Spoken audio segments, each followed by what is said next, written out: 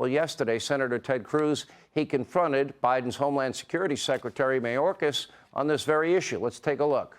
Has the crisis at our southern border made Americans less safe? Yes or no?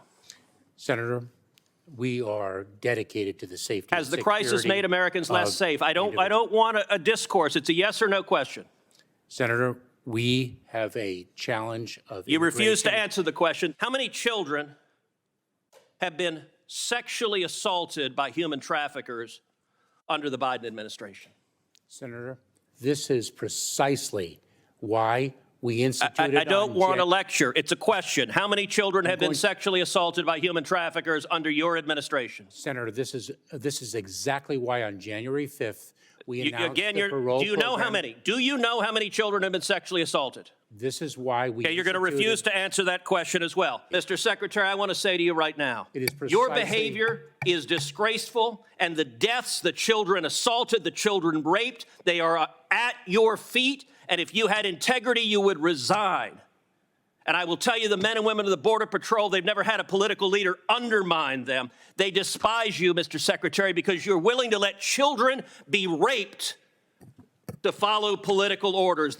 Wow, powerful. Joining us now, Texas Senator Ted Cruz is with us. Senator, welcome. Wow. You're getting a standing ovation. Thank you, Senator.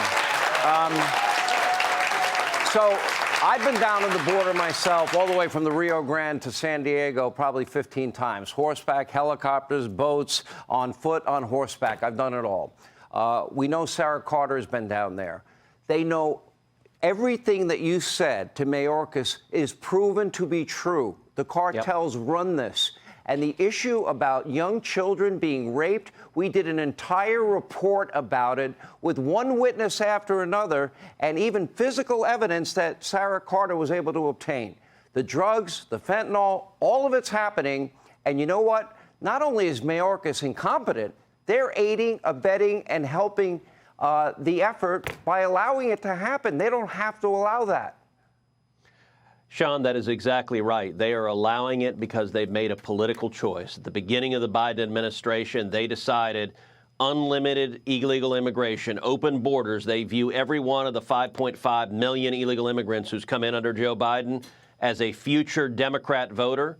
And so they're perfectly willing to turn a blind eye. They don't care about the children who are physically assaulted, who are sexually assaulted. They don't care about the women who are raped. They don't care about the dead bodies that are piling up.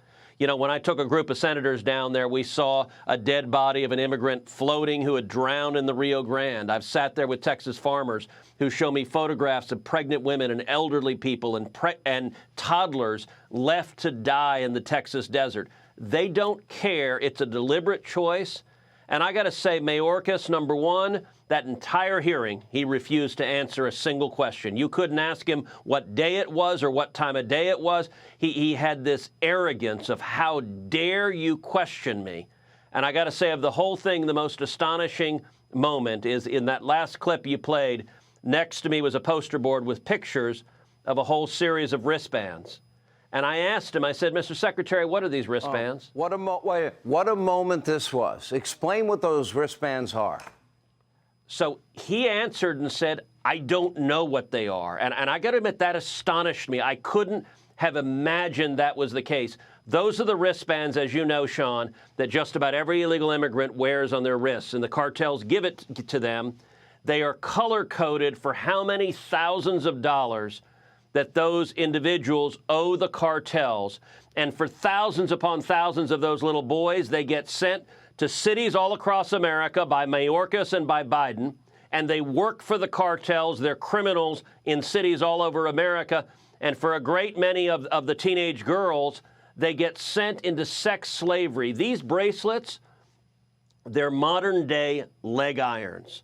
Wow. And to see the head of Homeland Security say, he doesn't even know what they are. This guy doesn't give a damn. It's why at the end I said if you had a shred of integrity, you would resign right now. But he doesn't. He's willing to put politics over the lives that are being lost, including the over 100,000 Americans killed last year from overdoses. He's not willing to do a thing to stop it. And even worse, He's going to continue the policies that are causing these tragedies. And I would bet, knowing that we have already caught many people on the terror watch list, that Yes. people on that list have made it across, meaning we have terror cells right here in America.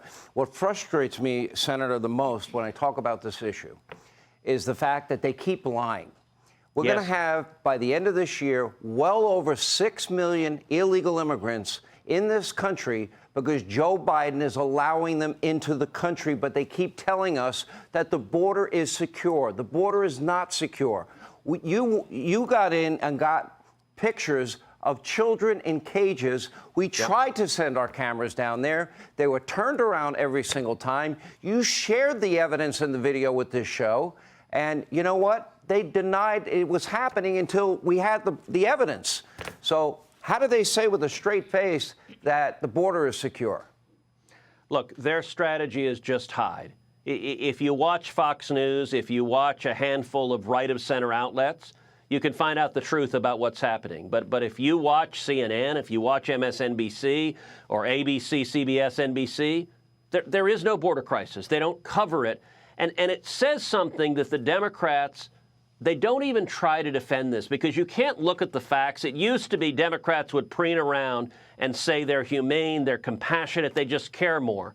You know, they don't do that anymore because if you actually look at what's happening, you cannot defend this disaster. And so their entire plan is built on the complicity of the corporate media. I got to say, after this hearing, after Mayorkas couldn't answer anything, most of the corporate media completely ignored the hearing. They just pretended it didn't happen. Now, I will give you a moment, a glimmer of hope, perhaps. It's something I talked about today in my podcast, Verdict with Ted Cruz. In the middle of the hearing, when Mayorkas is getting lit up, he turned to the chairman of the Judiciary Committee, Dick Durbin, the very partisan Democrat from Illinois, and he said, "Mr. Chairman, will you help me?" And I've spent 11 years on Judiciary with Durbin. He's very smart. He's very partisan. He loves to fight with me. He and I have gone 15 rounds, more times than I can count. It's the only time in 11 years I've seen Durbin decline an invitation. He just sat back and kind of shrugged. And I got to say, I took that, Sean, as Senate Democrats realizing, we're in a bad spot on this disaster at the southern border, and we're leaving. And basically, he was saying to Mayorkas, you're on your own. And I think they are getting ready to throw him overboard, fire him, and then try to blame everything on him. Now, they don't intend to change anything, but they want him to be the one who takes the blame in order to insulate Biden and Kamala Harris and all the Senate Democrats. That giggling vice president border czar has not been too effective, and they haven't been down there, and they don't know what you know and I know and Sarah Carter knows and the people in Texas and Arizona and other states know. Senator, a very powerful day. Thank you. We appreciate you being with us.